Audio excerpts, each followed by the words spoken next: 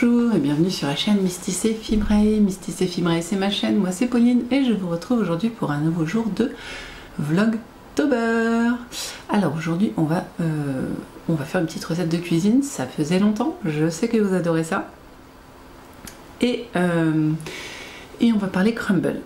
Alors pourquoi je vous parle crumble? Parce que c'est clairement le dessert préféré de toute la famille. Moi je fais des crumbles depuis que j'ai 8 ans je crois, à peu près.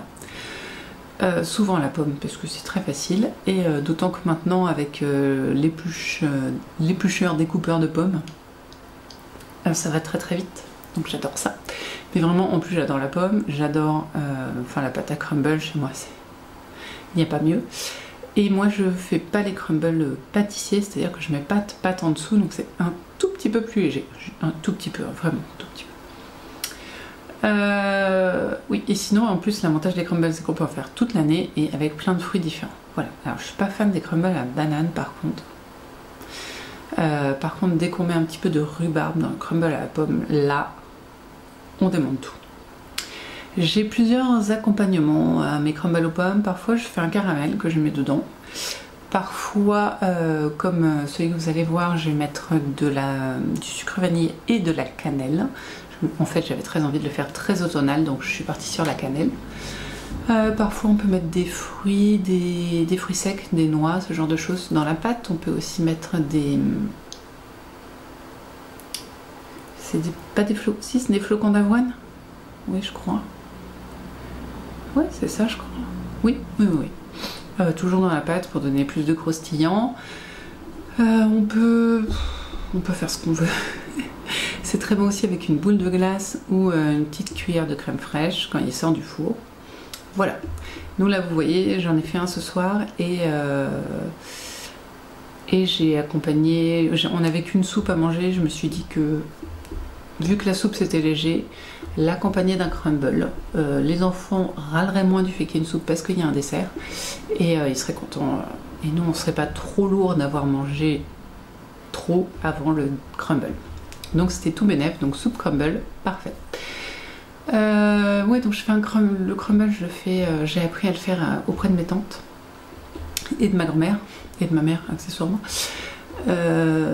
Et je le fais de tête, donc je n'ai pas appris de recette. Je sais que dans le livre de Déborah Julianos, Déborah je crois, Rebecca Julianos, ou Madame Julianos, les goûters d'automne je pense. Il y a une recette et il y en a aussi chez Caro from Woodland. Franchement moi je le fais de tête maintenant. Ça fait, j'ai bientôt 40 ans, vous voyez, depuis ça fait 22 ans que, en plus 32 ans, ouais 32 ans que je fais du crumble, donc je le fais de tête. Ma recette elle est très simple, donc je mets des fruits dans le fond, je mets même pas de beurre dans le fond, hein. C'est juste des fruits, comme je vous dis parfois je rajoute un mélange de fruits, je peux rajouter des fruits rouges, je peux mettre du caramel, c'est tout ce que je fais en général, mais voilà, des fruits quoi, ce que vous aimez.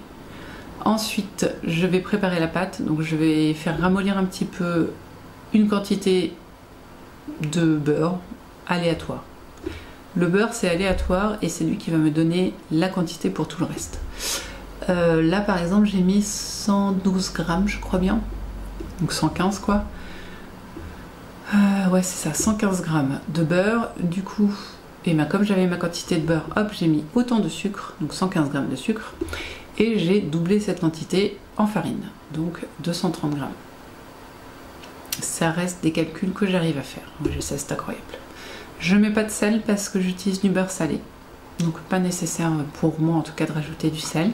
Ensuite je mélange mon petit mélange avec mes petits doigts, de sorte à faire une espèce de sable de pâte, et je mets sur mes légumes, non, bah, je pourrais hein, mais plutôt des fruits du coup. Je mets sur mes fruits et je mets au four, pardon, j'ai bugué effectivement.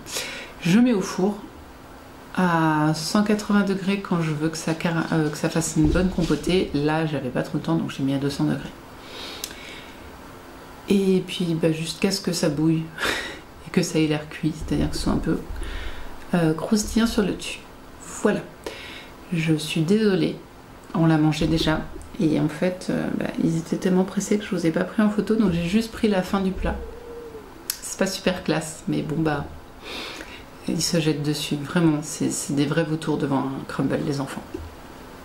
Bien sûr, je vais vous trouver une recette équivalente à suivre sur internet, sûrement du Journal des femmes, parce que je n'ai jamais trouvé de mauvaise recette chez eux, donc je le prends toujours chez eux.